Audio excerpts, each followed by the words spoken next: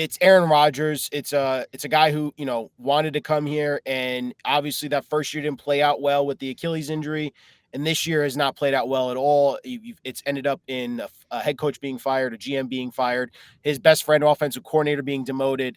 All of these things have unfolded, and for him, and I agree with you, Kaz, he hasn't been terrible, but he also hasn't been Aaron Rodgers, right? Like we didn't get that version of him. The thing is though, there's more to just Aaron Rodgers' play here. It feels like in this decision, because there is that looming question of, what are you going to do with him in the offseason? And the conversation is, he's being asked constantly, like, do you want to be here with the Jets? What is your take on ownership and how they play in this role, considering they're searching for a new GM and a new head coach? What did you make of his comments from when he was on McAfee?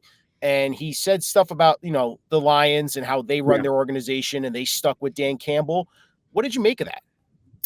I think he was clearly sending a message about the Jets situation and what he thought of the ownership's decision. I mean, Rodgers was not – I know they were like, at the time, people were like, oh, Rodgers got Saleh fired. Like, Rodgers was not in favor of that firing. He was not consulted about the firing.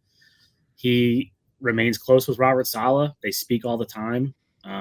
He's not, and I also think – if you put yourself in Aaron Rodgers' shoes and you're at 3-9 right now, he's looking around for people to blame, right? And like, how did this happen? And I think that's a pretty easy one, is go, oh, well, they fired the coach when we were 2-3, and look what happened. So, he clearly was sending a message about Woody Johnson, though, I thought. And then I thought yesterday how he answered our questions when we followed up with him. He didn't really say, there wasn't like a money quote, but he pretty much said, like, did we get a backing from the owner? Like, no. And I do think, I'll say this in Woody's defense to someone, and I've seen fans make this point, you can't say like Robert Saleh and Joe Douglas didn't get patience, right? They got a long time. Now, I disagreed with firing Saleh 5 games into the season. I thought he deserved more of the season than that. But like, Aaron Rodgers got 5 games with Robert Saleh. Yeah. Jets fans and Woody Johnson and everyone else got 4 years. They got 3 years and 5 games, let's say. So I think his view of it is different in terms of like patience than Jets fans or Woody Johnson. You saw a lot more of Robert Saleh than Aaron Rodgers did. So. What I was going to mention is this, and to what you were saying, Kaz, if you look at Rodgers, what he's on pace for, Ryan, you're not going to want to hear this, but he's on pace for 3,800 yards, which would actually rank 4th in Jets single season history. There's a commentary about Jets quarterbacks too. Yes. No, it's more that than anything, 100%. Yeah. But it's just to say 28 touchdowns would rank 3rd in single season. And it's one extra game. So let's put that into context too, because a lot of these are 16 games schedules.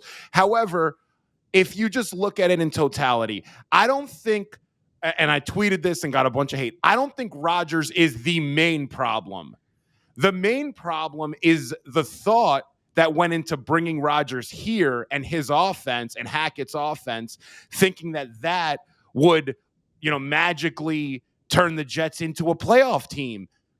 And then you have to hope that the defense was also going to be able to stay somewhat within this top 10 range like they've been the last couple of years. And we know how football works.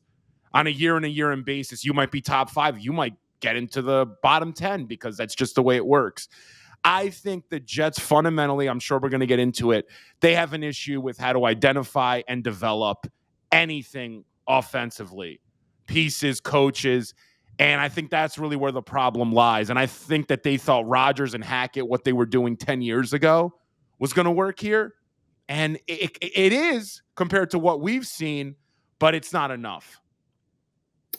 Yeah, no, I think you're right. I think it was flawed. I think it was more Rodgers than Hackett. I think Hackett was along for the ride. I don't think anyone was saying Nate Hackett's offense is going to save us, but it was, It was basically like look what Tom Brady did in Tampa Bay.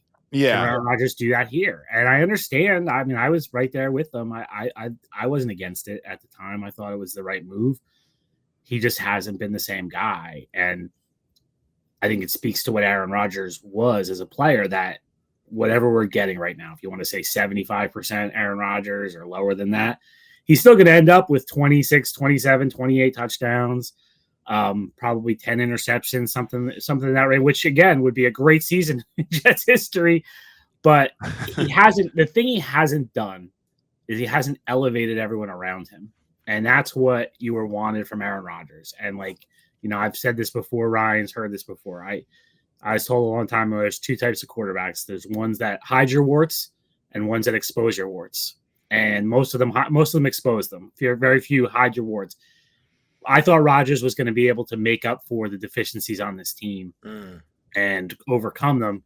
Instead, he's exposed them, and you see what's wrong with this team because he hasn't been able to play. And like it's strange. Like he's got these numbers. Like he's going to have all these touchdowns. And I was talking to somebody about this yesterday, and I'm like, which one are we going to remember?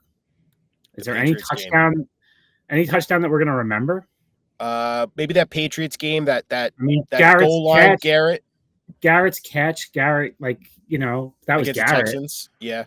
Maybe Breece Hall's that streak Breece had was nice, but maybe against the Titans, none of them have been like game-winning. Yeah. Those are the touchdowns you remember. I mean, you remember Fitzpatrick to Decker against the Patriots in 2015. Yep, Not because it was some amazing pass, but it beat the freaking Patriots in overtime. Like there just hasn't been any moments like that.